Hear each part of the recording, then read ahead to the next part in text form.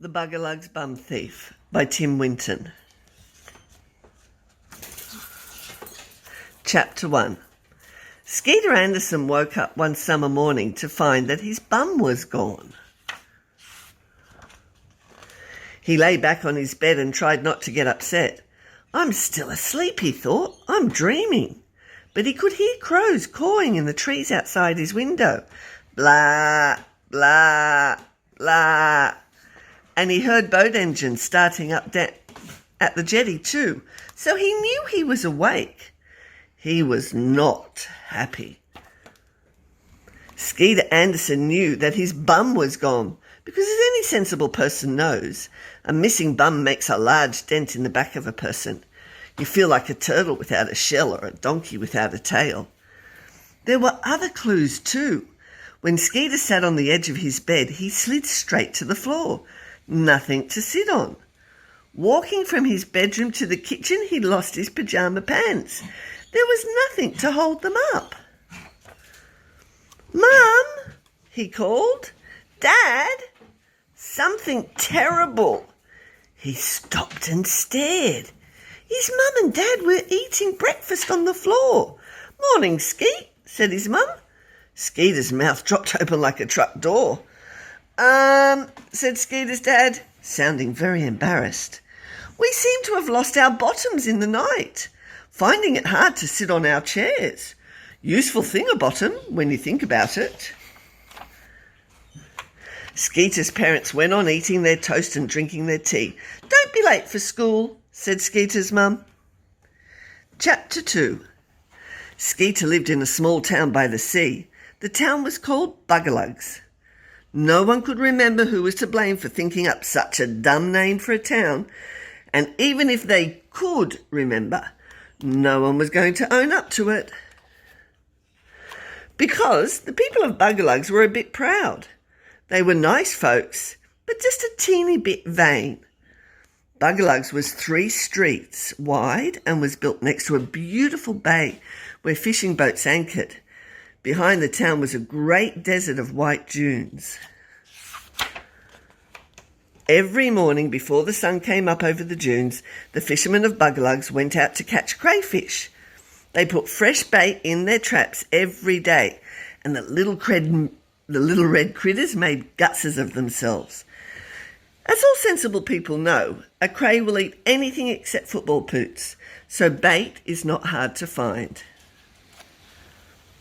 Every day crayfish were pulled from the traps, still munching, and were sent all over the world so people could munch on them. That's how it was every day at Bugalugs, except today.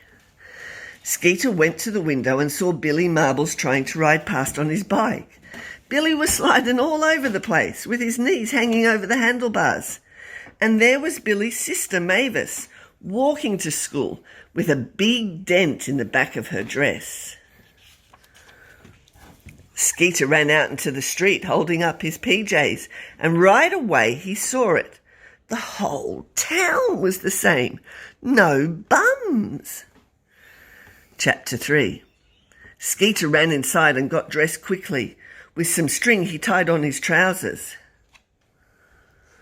Then he ran to his best mate's house. Mick Misery, his best mate, was always getting a hiding. Mick's mum was a real smacker. Smacking was her hobby. She walloped Mick for being early. She whacked him for being late. But this morning she wasn't getting anywhere at all. When Skeeter arrived, Mick's mum was swinging away, but every hit just swished past because Mick Misery was bumless. Mrs. Misery gave up glumly and sent them off to school. Mick whistled like a drunk canary, but Skeeter was worried. Maybe it's the ozone layer, he thought, or perhaps we're under attack from aliens. But there had to be an easier answer. Chapter 4. It was an awful day at school, with nothing to sit on or hold their pants up with. The kids at Bugalugs Primary didn't get time to learn much. At lunch, Billy Marbles couldn't play Doogs at all. And, as any sensible person knows, A bum gives you balance, and you can't be school marble champ without balance. The footy team was useless. The netballers got depressed. During spelling, Mr. Wally's shorts suddenly sprang off their safety pins and went scurrying down his long hairy legs like rats out of a tree. The kids laughed. They cacked themselves. And they all went home with piles of homework so big they needed wheelbarrows to get it all home. After school, instead of doing his homework, Skeeter Anderson decided to do some detective work. He wrote everything out on a piece of paper. No one was talking about it, all embarrassed as they were, but it was pretty clear to Skeeter that at least 160 bums are missing. Scientific instruments show no alien interference. Binoculars show no missing bots plugging up the hole in the ozone layer. So he figured someone must have them. Someone must have burgled them, sneaked into everyone's bedroom with a torch and a pair of salad tongs and got away with the lot. But Skeeter was a clever kid, a bit of a scientist really, because as any sensible person knows, you can't hide a town full of bums very easily. And in a town where barely anyone has a pair of buttocks to their name, a person getting about still wearing one was definitely suspicious. So Skeeter wired on a pair of running shorts and began to investigate. Chapter 5. At the bakery, Hairy Hands was sweeping up, looking sad. "No one wants buns today, Skeet," said Hands. "Not that I can blame them. No doughnuts either." "Nothing suspicious here."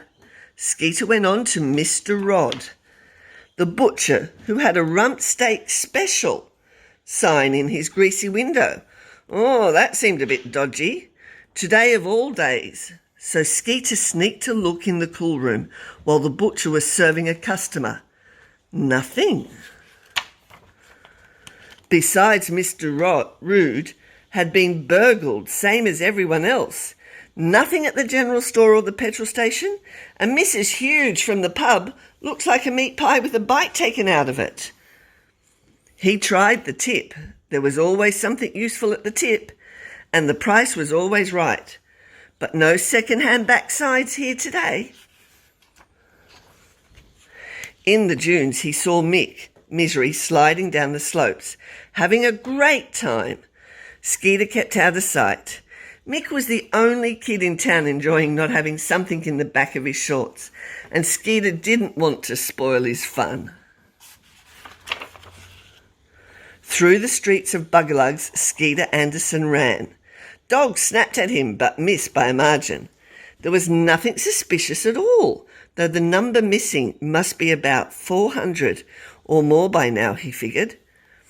Down at the beach, windsurfers complained that their wetsuits were turning into sails, and girls in bikinis had to wear suspenders. The seagulls laughed cruelly. Skeeter looked at them hard and long, but they didn't look fat enough to be the culprits. Fishermen stood around looking miserable. They'd all been seasick today and had come in early. As any good fisherman will tell you, bums equal balance, but someone on the jetty caught Skeeter's eye. A fisherman, big and gruff, looking with tattoos on his arms and a belly under his singlet like a beer barrel, walked right past, and Skeeter's hair stood on end. Aha! Follow that bum. Chapter 6. Skeeter followed all the way to the beach and down a sand track, which led to a big shed with a truck parked out the front. There was the smell of oil and stinky fish and rotten crays, but also a strange pink smell he couldn't quite name. The man slid the shed door open and went in. All the big black greasy blowflies that had been sticking to the door suddenly pounced on Skeeter, who was trying to hide the truck. Behind the truck. Slowly Skeeter crept forward until he reached the door and put his eye to the crack. What a sight! He turned and ran like fury. Constable Comer was asleep as usual when Skeeter came busting into the police station, but he woke quickly. "Strike me pink," said the constable. "Someone stole me's." "Everyone," said Skeeter. "Follow me."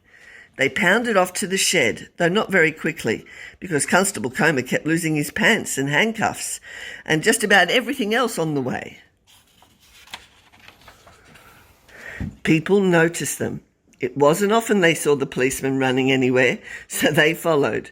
Soon the whole town was on their trail. It was getting dark when they got to the shed. Skeeter, Constable Comer, and the whole population of Bugalugs. There was a light on inside. Skeeter pulled the door open and everyone roared. Chapter 7. There it was, a gigantic stockpile of human bums, bottoms, backsides and buttocks, reaching almost to the roof.